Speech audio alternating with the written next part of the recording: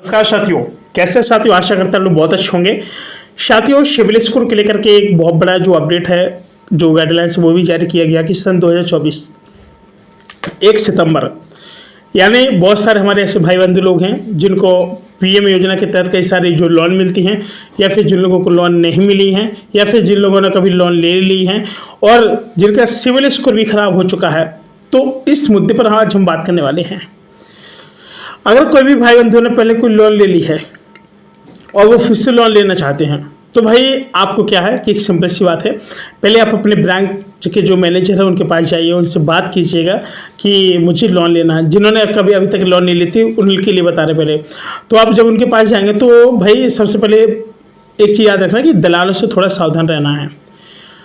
आपके आधार card, pan card, आपके passbook की छाया प्रति और कुछ आपके जो ओरिजिनल जो डॉक्यूमेंट है, जैसे आपका क्या बोलते हैं कि जैसे आपने प्रमाण देखा, प्रमाण जान तो प्रमाण राशन कार्ड, उसी को प्रमाण बोलते हैं बुंदेलखंड की भाषा में भैया हम लोग।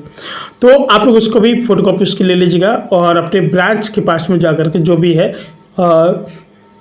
मैं तो सबसे अच्छा कहूँगी कि पोस्ट ऑफिस बैंक चाहिए। पोस्ट ऑफिस बैंक में खाता खुलवाएं, वो ज़्यादा बेटर है। वहाँ जाएंगे तो हमारी भारत सरकार की तरफ से कोई भी स्कीम हो, प्रधानमंत्री जी की कोई भी योजना हो, मुख्यमंत्री जी की कोई भी योजना हो, सबसे पहले उस योजना का लाभ आप लोगों को मिलेगा। अगर आप एक गरीब परिवार से हैं, या फिर आप गरीब खानदान से हैं, या फिर आपका लाल प्रमाण वगैरह कुछ इस टाइप की जो भी प्रमाण हो, राशन कार्ड हो, कुछ भी हो, और किसी भी कलर को, भाई साहब आजकल लोन की आवश्यकता ना किसी को भी पड़ सकती है, पता है। अब पता चले गाँव में सभी ने लाल प्रमाण बनवा लिया, बताइए तो क्या भाई सभी को जरूरत हो सकती है? एक प्रमाण अलग अलग नहीं हो सकते क्या? एक गांव में बहुत कुछ हो सकता है। तो सब लोग क्या करें, जिसको भी लोन लेना है बस अपने इतने सारे डॉक्यूमेंट कंप्लीट करने के बाद अपने ब्रांच मैनेजर के पास जाओ, उनसे बात करें और लोन के लिए आप लोग उनसे बात करें। याद रखें थोड़ा बहुत आप लोगों को दलालों से सावधान रहना है। बात समझ रहे हैं? किसी भी दलाल का सहारा न लें, नहीं तो वो आपसे 2-3% तो वही खा जाएगा, क्योंकि ये भाई साहब बिजनेस बहुत ज़्यादा चरम सीमा पर है। और दूसरी बात, आप लोग बैंक जाते समय एक चीज़ और याद रखना कि भाई साहब एक नियम और इसमें ऐड हुआ है कि भाई साहब कि कोई भी व्यक्ति अगर किसी का गारंटर बनता है, कोई भी व्यक्ति किसी का गारंटर बनता है और गारंटर बनने के साथ तो भाई साहब उसकी जिम्मेदारी उसकी कितनी हो जाएगी? कम से कम 70% तक की जिम्मेदारी हो जाएगी। एक चीज़ याद रखना, अगर कोई भी व्यक्ति कहे कि हमारे बैंक में भैया हमें खाता खुलवाने कुछ करना है, हमारे साइन कर दो, तो भैया सोच समझ कर साइन करें बैंक के अंदर में। एक चीज़ याद रखना है, उनका क्या है, भैया खाता खुलवाना है, और ये नहीं बताएंगे कि उनको लोन लेना है, आपसे साइन करा लेंगे, भैया खाता खुलवाना और बस आप गारंटर बन जाओ। और अगर आप गारंटर बन गए तो ये समझिए कि काफ़ी ज़्यादा नुकसान आपको होने वाला है। क्यों? क्योंकि भाई अगर कल के दिन अगर उस बंदे ने अगर लोन नहीं चुका तो भाई साहब आपको देना पड़ेंगे।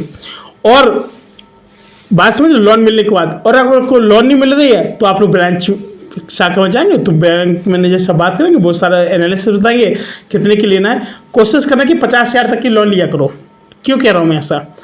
अगर कोई आप स्टार्टअप शुरू करना चाहते हैं, बिजनेस शुरू करना चाहते हैं, 1 रुपया नहीं है, कम से कम आप साहूकारों से लेकर के तो बेटर ही हैं। वो लोग आपको 10-12% के हिसाब से ब्याज पर पैसे देते हैं, 6%, 7%, 8%, 10%, समझ रहे हो। और जो बैंक है वो आपको कितना 2.5 से 3, 4, 5% तक वो आपसे ब्याज लेंगे, ठीक है। अगर आपका सिविल स्कोर बहुत अच्छा तो मुश्किल से 2-2.5 के बीच में आपसे बैंक आपसे ब्याज लेंगे, कोई ज़्यादा नहीं है भाई। आजकल भाई साहब लोग क्या करते हैं कि आजकल 200-300 के तो गुटखा भाई साहब खा कर तम्बाकू खा करके भाई साहब फुर्क देते हैं। बात समझे? तो इतना लोग ब्याज नहीं भर पाएंगे, आराम से भर देंगे। काम करो।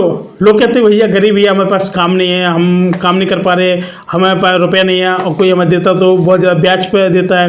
वहाँ से ब्याज पे तुम पैसे ले तो दबा के एकदम चाँप देते हो, खा पी जाते हो, तो क्या नुकसान हो जाएगा आपको। क्या करना है, जो पैसा मिले आप उसका बिजनेस करो, धीमे धीमे आप उस बैंक का दे दो। जो बैंक का रुपया है बैंक में चला जाएगा, और जो बैंक से जो बनाएगा जो रुपया किसी धंधा बिजनेस से, वो आपके हाथ में आ जाएगा। और फिर आप उस बिजनेस से क्या करेंगे, उस रुपये से धीमे धीमे अपने बिजनेस का जो स्टार्टअप है बड़ा कर लेंगे। इसके बाद कभी आपको लाइफ में कोई समस्या नहीं होगी। बात समझ रहे? मन में कोई सवाल जवाब वो पूछ सकते हैं। प्रधानमंत्री जी की जो भी स्कीम है वो आपको पोस्ट ऑफिस बैंक के माध्यम से बहुत जल्द आपको मिल जाया करेगी।